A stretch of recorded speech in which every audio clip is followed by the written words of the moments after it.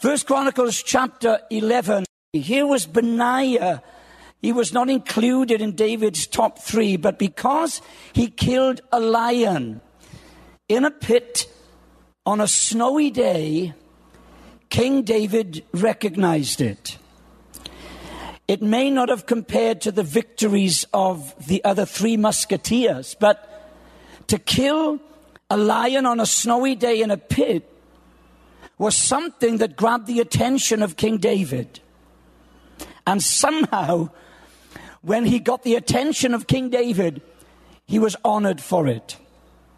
Walking into a crowded room when the fear of people roars at you doesn't seem that heroic when compared to somebody else, but for you, it's jumping into a pit on a snowy day and facing your lion. And Jesus recognizes it.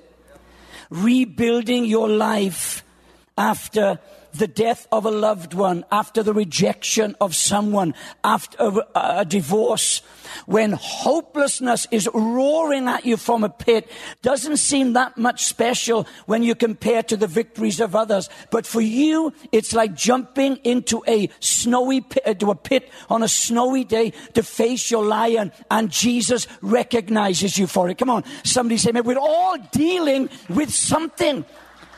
And Jesus recognizes it. For Benaiah, the fight was not going to be easy. He was going into that pit realizing there's only one coming out of here. It was slippery. I mean, to fight a lion on a normal day with a machine gun is difficult. But to jump into a snowy, icy, slippery pit, obviously the lion fell in there. He couldn't get out. So when Benaiah was going to jump into that pit, he jumped into that pit with this realization. Only one's going to come out of this pit alive, and it's going to be me. He wanted to silence the lion's roar. You say, Ray, how on earth does this message apply to me? I'm so glad you asked me that question. Because for years, there's a lion be roaring from a pit in your life. And as you've approached the pit from where he roars, you've had to make a detour to avoid the conflict. It's cost you time. It's cost you money. It's cost you friends. But tonight, you're going to jump into this icy pit and silence his roar once and for all.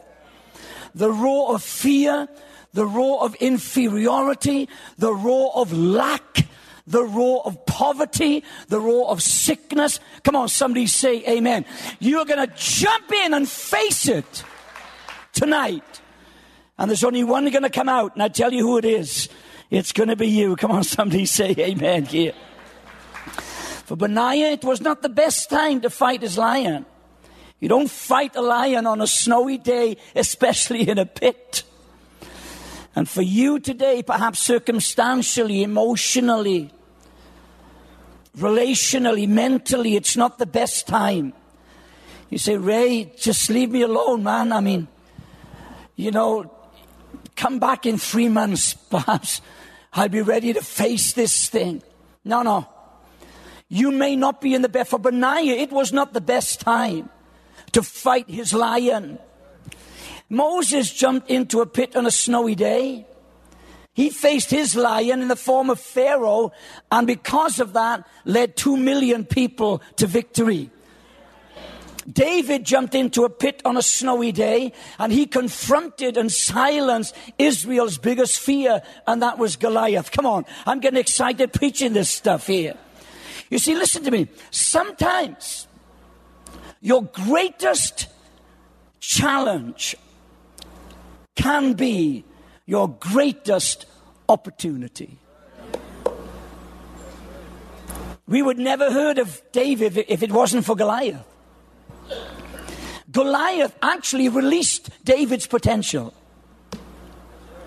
And when you look at the word potential, it means this: a power or quality or principle that exists, but has never been developed, used, or released. Well, tonight that's going to change. I said, tonight that's going to change.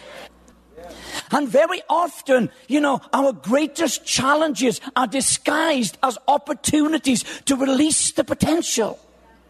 But some of you have heard this roar of the lion, and you think, my God, I can't go any further, and you detour around. When someone says you have potential to, it doesn't mean that you've accomplished anything. It means you have the ability to do something if that potential is released through training, study, or practice, or development. In order for potential to be released, you have to place it in the right environment.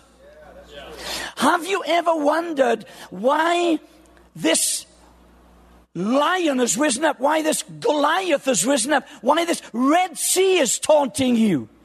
Ever wondered why?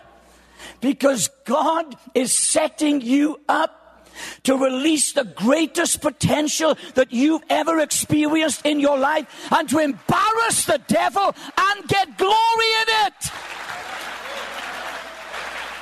Count it all joy, James says, when you face this stuff. For muscle to be developed, as I pointed out, you need to give it resistance. For light to be effective, you give it darkness. For love to be seen, give it some betrayal.